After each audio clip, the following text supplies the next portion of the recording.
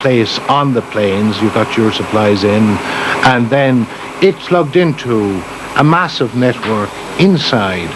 And this is something I think that can't be overstressed, because I've been involved in all kinds of places in relief efforts for the last, since Biafra, and many countries, but no place where you're working in a place where you had such a network of Christian churches on the ground. I mean, the churches reached down into virtually every village in what became Biafra.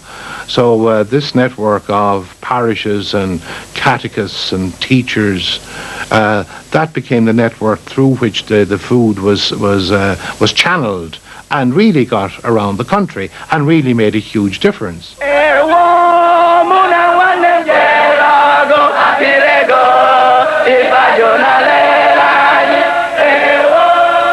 The relief organizations were a window to the world during those dark periods. We didn't mind so much the dying. It is the silence attached to the possibility of our death that we couldn't stand. We wanted to be heard actually dying if need be. They became not just friends, they were partners. They were a barometer to everything else. Provided we have the world still reacting in sympathy to our plight, then we had hope. The relief agencies were hope. The charities brought in hundreds of tons of food each night. This relief prevented mass starvation. What is known today, but was denied at the time, is that this charity also kept the Biafran war effort alive. Whatever their motives may have been, in actual fact, the war, and certainly the last part of the war, was financed by charity. I think this is the only war in history so far where that's happened. Among other things, in addition to what I've already mentioned, the Biafrans demanded that they should fly in fuel for the civil service and for the armed forces. The charities didn't like to refer to that any more than they liked referring to the landing fee, but the answer was if they didn't do it, they wouldn't be allowed to bring in food. At a certain stage, if we could get some money from the relief organizations for internal administration of the relief, we would substitute the money by producing Biafran currency to do precisely what they wanted done, whilst we use the foreign hard currency for other military needs, certainly. Famine relief meant that Biafra could buy guns. The war now seemed to be at a stalemate France sought to break.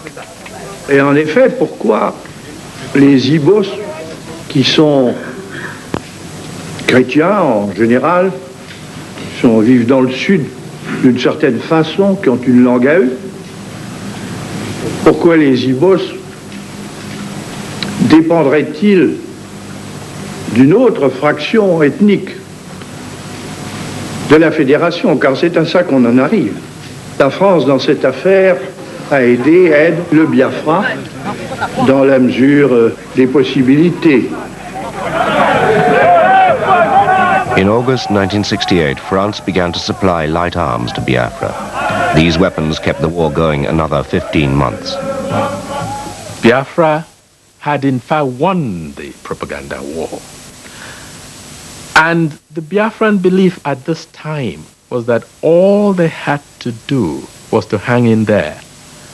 And then the world would come round to the aid of Biafra. Whatever the rights or wrongs might be from the point of view of British public opinion on the merits of secession, all the countries of Africa are united, and the Organization of African Unity is absolutely solid. It's their first principle, that the secession is wrong, that the existing boundaries, although colonial in origin, are not to be changed.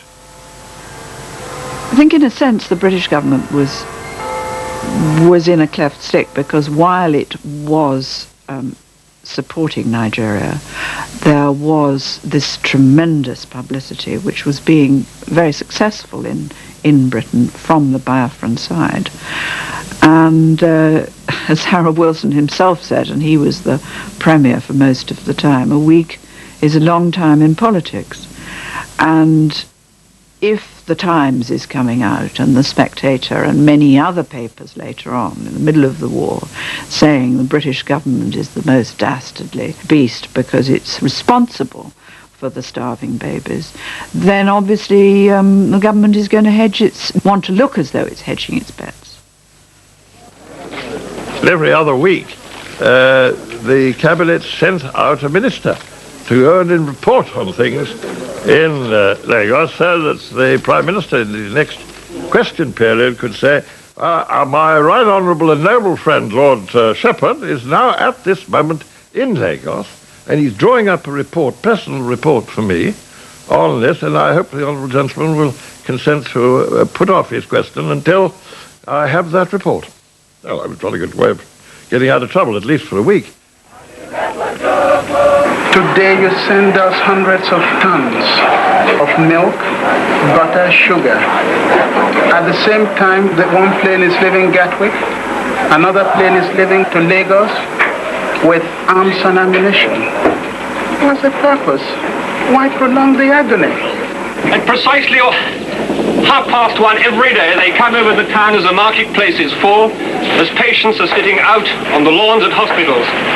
Here comes the next one. He's flying the other side of the mission church, sweeping to the right, sweeping the ground as they move, dropping incendiary bombs and fragmentation bombs in the marketplaces around here.